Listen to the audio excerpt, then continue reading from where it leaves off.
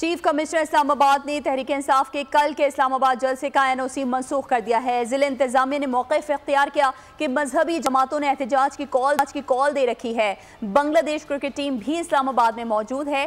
شدید سیکیورٹی تحفظات ہیں۔ ایسی صورتحال میں جلسے کی اجازت نہیں دی جا سکتی۔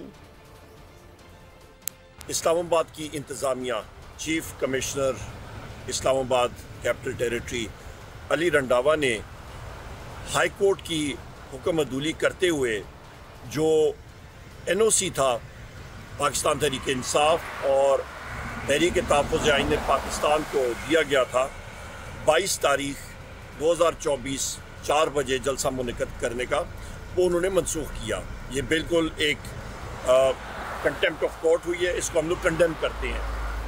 جلسہ انشاءاللہ تعالی ترنول چوک کے مقام پہ ضرور ہوگا کل 22 تاریخ 2024 یعنی کہ 22 اگست 2024 کو 4 بجے شام۔ سبسکرائب کریں اور بیل دبائیں تاکہ کوئی خبر رہ نہ جائے۔